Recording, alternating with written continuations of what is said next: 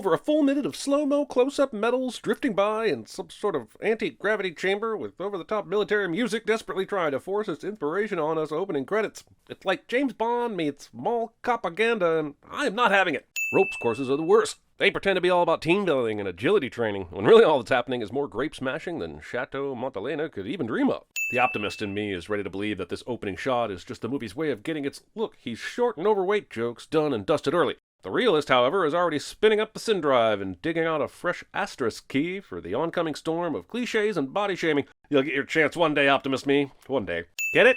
He's fat and has moobs, and they sweat. And oh, the hilarity. There's going to be a lot of this, isn't there? Also, this sweat has clearly been added by wardrobe.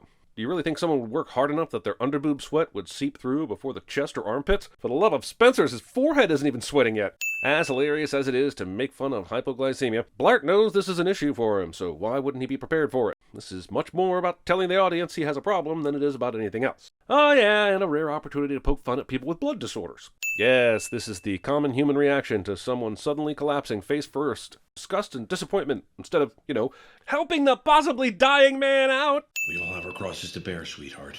Mine is named hypoglycemia. You're blaming a sudden fall into a snoring sleep on low blood sugar? First of all, if your body was about to shut down from hypoglycemia, there is no way you wouldn't have been feeling it 5 seconds earlier when you were casually doing a backflip off the rope swing. Second, hypoglycemia does not suddenly put you to sleep. It gives you seizures and you lose consciousness progressively. If I'm looking at all your symptoms, my diagnosis is that you are probably dealing with a severe case of being in a Happy Madison movie-itis. Get it? He's fat and he spreads peanut butter on pie. And oh, the hilarity. It's really going to be a lot of this, isn't there? We just don't want to see you go through another holiday alone. But I'm not alone. I've got you two. Exactly. And even if he didn't, perhaps not being alone isn't the greatest foundation for a relationship anyway. Much better to wait until you rescue someone from a mall siege so they feel obligated to marry you instead. So what's the joke here? That she's bigger than he is? I'm genuinely asking because as much as I hate laugh tracks, I actually think I need one in this film to remind me when I'm supposed to laugh. I still won't, but it'd be nice to know what the movie actually thought was funny. There's no way this family has a computer and internet connection capable of playing internet video this clearly and smoothly in 2009. Back then, the words buffering and pixelated shared the title of Words of the Year as voted by I Made This Up to Strengthen My Point magazine. There's not a donut's chance in the Simpsons kitchen that a mall would let the security guards ride a Segway to and from work. Speaking of unnecessary Segways. Doggers, get down!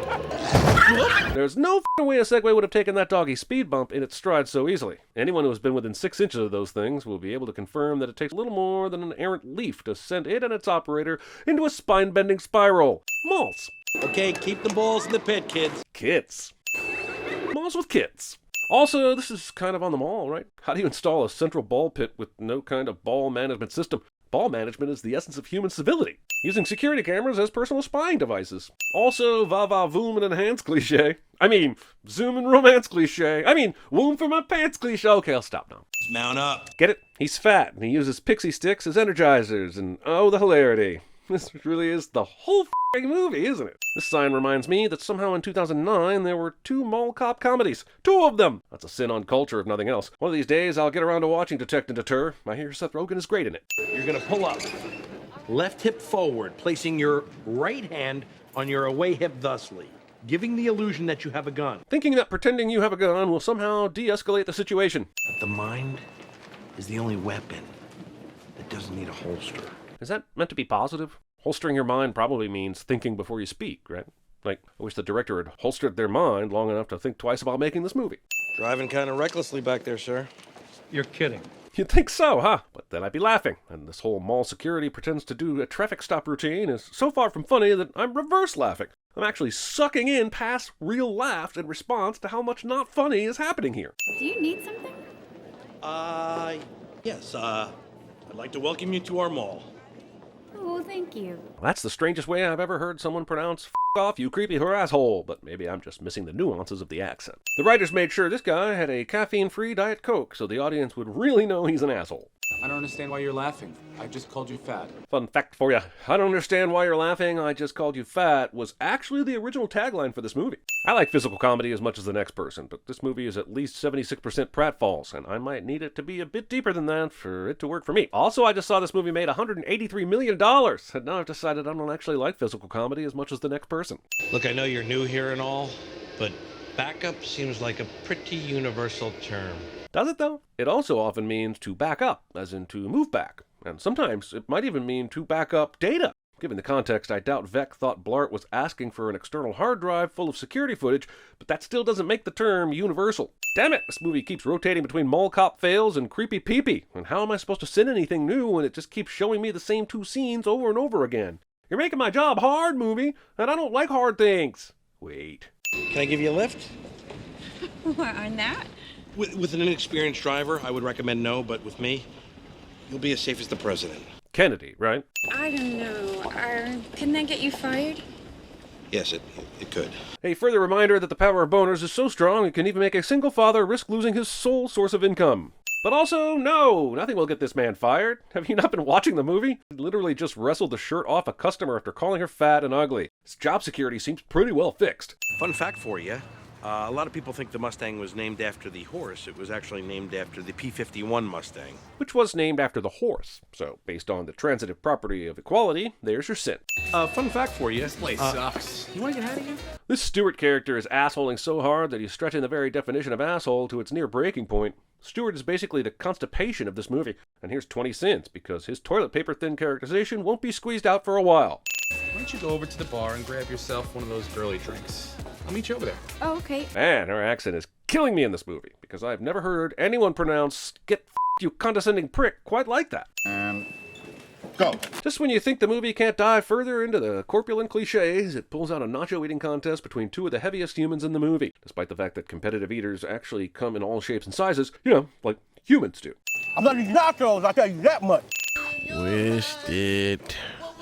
Feel the nub. Is an actual line in this movie. Movie has time for this. Hell, movie is time for this. Movie is all of the time for this. The proportions on this drawing are terrible. Look at those tiny feet. Women have enough to worry about without you perpetuating these unrealistic expectations, movie. I can't tell if the movie genuinely wants me to feel sad here or if it's still trying to make me laugh. I'll just go with sad, since that's pretty much been my default from the start. Also, are we truly supposed to care for this relationship? We know all about Amy, other than that she works at a wig shop and is strangely nonchalant about creepy behavior. Why do we want these two together? Do they have anything in common? Why is emotion? Dad, I'm so sorry. Skip! Handkerchiefs. Seriously, somehow there are still people out there who believe that blowing their noses into a thin piece of cloth and then carrying it around in their pocket all day, just in case they need to use the same snot rag again, is perfectly normal. It is not. And this movie for perpetuating that myth. Closing up your kiosk on Black Friday. Do you not know the rules of consumerism? Pretty much everybody, tends to write me off. And if you did too, believe me, I get it. Is it because she literally has not said a word about being into you at all, or that your whole relationship is that she just let you roll her out to her car that one time? I can't believe you don't have a cell phone. Research shows that in 2009, around 85% of adults in the U.S. claimed they owned a cell phone, and it's 100% BS that we are expected to believe Paul Blart is in the 15% that didn't. $300. Oh, you, 2009. Until then, you use it. The devil's crotch. Blart has handed not one, but two plot devices in the space of 60 seconds. Through scenes that are so random, it's as if the writers wrote them last and allowed the editors to play a game of pin the plot convenience on the movie to decide where they ended up. As if the movie truly wanted you to know how dead it is, it literally kicks the bucket, as it introduces a sudden second act X Games-based mall robbery. I was tempted to compliment the accuracy of this diagram and how well it matches the actual wiring, until of course you take a closer look at this box here, which shows the wires being black, then red, then green, when they are actually black, then red, then blue. Since these are the only wires they need to interact with, it is baffling to me that they are the one part they f***ed up. It's yours. I insist. They say the pen is mightier than the sword, but boy oh boy, what I wouldn't give for Amy to pull out a sword right now. Could you close up the arcade for me? Yeah, sure, no problem, Mr. Ferguson. The correct answer is no. Paul should not be left responsible for closing down this man's business. What if he was needed elsewhere to do his actual job? Like if there was a f***ing siege or something. The PlayStation 3 had been out for a full 3 years at this point, so why would an arcade be advertising its predecessor in the prime advertising real estate that is its front window? Foul! Foul! What is the movie trying to say here? That Blart is out of shape? Because his failure here was really down to timing, not his athleticism. Heck, those games were so glitchy even someone famous who knows how to jump would have struggled. Also, this game is all kinds of bullshit. The final tally here says that Blart had 7 fouls in total, but this screen here says 13, and the patronizing computer voice said foul 10 times. It's this kind of inconsistent nonsense, which is exactly why you don't exercise, kids. Okay, so the hurdle simulator wasn't a problem, but this you take a sugar hit for? Let's talk about the, I'm going to say, villain's plan. They have complete access to setting up a Santa's workshop in the middle of the mall and an inside man on the security team. And instead of using that to plan a covert after-hours robbery, they go full public display of artillery? Remember how in the aughts every single movie thought it had to use extreme sports in its plot somehow? Pepperidge Farm members. I'm willing to overlook the fact that Blart isn't pressing any of the right buttons or strumming in time, but damn it, he's not even looking at the screen right now to know what he should be hitting. And yes, I know Rock Band had that bit at the end where you could button mash through the closing solo, but he's not at the end of the song yet. But also, Blart isn't pressing any of the right buttons or strumming in time. Also, apparently the default volume on this game is set to plot convenience so that Blart doesn't hear any of these people screaming and banging on shop windows. Surprised? That you're one of the bad guys? Not really. Honestly, having Blart sidetracked by an intense product placement game of PlayStation 3's Rock Band seems like a more clever twist than this. I'm not saying it's great, it's just better. Kind of a funniest kid at Blart camp situation. He literally takes off his jacket on his heel turn to show tats like some sort of dirtbag Mr. Rogers changing outfits. Bad guys have tattoos, kids. Never trust them. But here's the craziest part. I'm the leader. Nope, I'm pretty sure that if your heist plan includes using BMXs and skateboards as your mode of transportation, that will always be the craziest part. Belt-mounted cell phone holders. The pain of this breakup is far too much for me to bear, man. Dear God, this movie goes from one random terrible scene to another like it thinks it's a series of SNL sketches, except without that one sketch that's actually kind of pretty good that keeps you sitting through the others. Don't you judge me. Who hung up this call? There was definitely a beep at the end there, but Mahood's hands are empty and his arm hadn't even started its journey to the Bluetooth headset. Unless these flashbangs are multi-use, which they are not, this should not have deterred the police for more than a couple minutes. You do all these things, well, you'll be back at home in no time. Waiting until the bad guy and henchmen have their attention on you to hide your only contact with the outside world. Yeah, she won't get caught till the plot needs her to, but that is not the point, damn it. I was hoping that you and I could have a whole Bonnie and Clyde thing going on. Just so we're clear, this movie's idea for the defining and basically only characteristic of its female lead is that all the guys around her want to get her pants. No, I didn't say that we were together. I said that she's into leather. You, mommy. I would love a Happy Meal, you know, but make sure the toy is the sea monster, because I already have the dragon. Choosing Luca over Raya. The commitment to the dumb BMX bit is probably the funniest thing in this movie, which makes sense, considering it's also likely completely unintentional. Oh, sweet mercy! Somehow, despite having guns and being mere feet away, these two aren't able to catch up with a damn Segway and just f***ing give up. Amy, pull Blart here. Are you still in the mall? Send. Using speak to text when you're also T9 texting, and also speak to text hasn't been invented yet. I suppose sometimes the mood just takes you, but this hardly seems like the appropriate time or place for this. Hold it together. Heart of a warrior. Maybe don't speak out loud in an echoey vent when the people you're hiding from are right below you? Does this man have zero internal dialogue? So the movie isn't even pretending to be a parody anymore. It's just gonna straight up yippee-ki rip-off Die Hard? Since you refuse to come out, I'm gonna need you to go into the bank and find out where they're holding the hostages. What? This is like saying, hey, since you refuse to stay 20 meters away from the fireworks, can you do me a favor and hold on to one while it goes off? Just because he's staying in there doesn't mean you have to actively put him in harm's way. Are you ready to take on-scene command in 3, 2, 1, I'm in charge. I feel like the instructions to the screenwriter on this was, whatever you do, don't have any connecting points between scenes. Whenever the audience starts getting too aware of the characters and plot, introduce a new one out of thin air, with new motivations for full confusion. Paul Blart?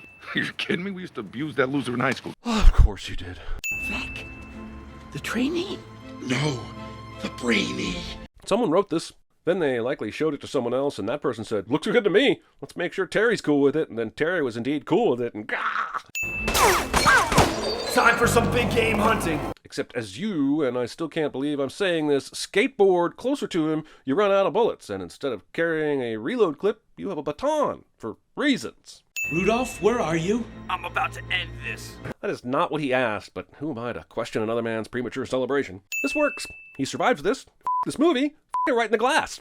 Nobody wins with a headbutt. Paul Blart would be an actual cop at CinemaSins. And because the movie wants to add yet another random sudden thread, his daughter Maya happens to carry a key card to sneak in with Sloppy Joe's for the sole purpose of being in peril. Everyone deserves a card on their birthday. Listen, you're all smart, and I know that you don't need me to tell you this, but also, you know I'm not going to let this one go by unseen. Paul Blart eventually breaks into a card shop so he can pick out a birthday card for a discount on a Ferris in the middle of a damn siege. And he gets away with it! Also, my retail days may be long behind me, but damn it, there's no way that a card shop would have birthday cards front and center this close to Christmas. This entire visible to everyone stand would be filled with more festive greetings than, well, the entrance of a card shop at Christmas! Oh sure, the elevator glass and roof glass just break upon impact, but the one place that has unbreakable glass, the doors to the Hallmark store.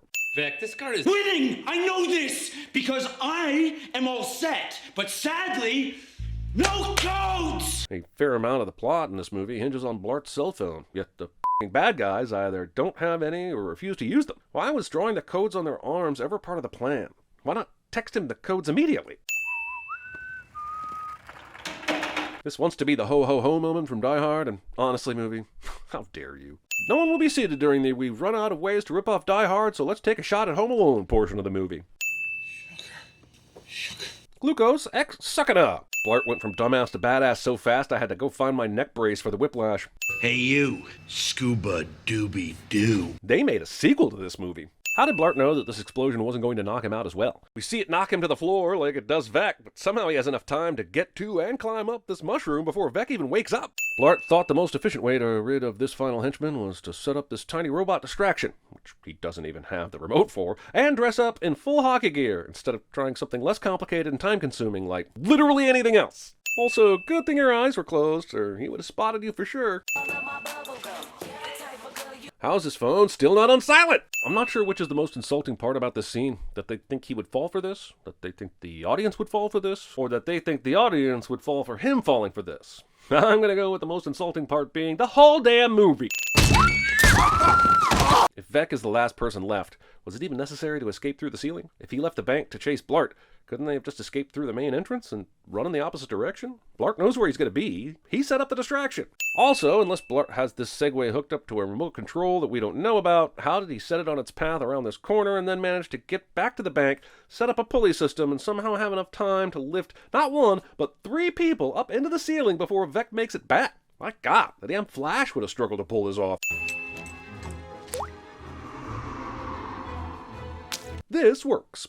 Probably should have capitalized on that. And then inexplicably doesn't work. There's no way that minivan has the fucking keys inside, right? The minivan had the fucking keys inside! I don't know why, but this shirt going up this high for this terrible tattoo joke may be the most annoying thing in this entire godforsaken excuse of a movie to me. This is not how shirts work!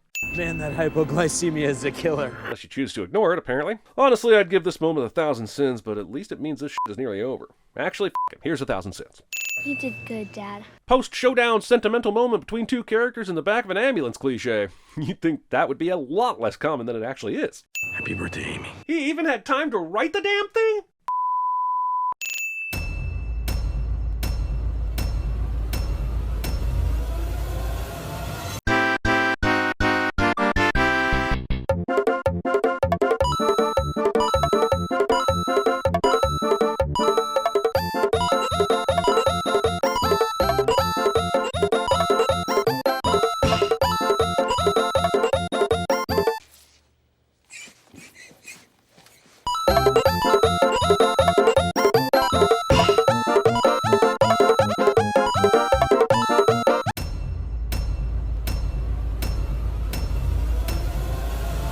Careful what you wish, because you might wind up trapped in a shopping mall. On your left. I know a lot about sharks. A human head weighs 8 pounds. Tommy. That's a pig thing. Tommy. Listen. Hey, listen! Parkour! Parkour! Parkour! Extreme! Parkour! Is he crying? There's no crying! There's no crying in baseball! A naked blonde walks into a bar with a poodle under one arm and a 2-foot salami under the other. Come out to the coast, get together, have a few laughs. You guys give up, or you're thirsty for more?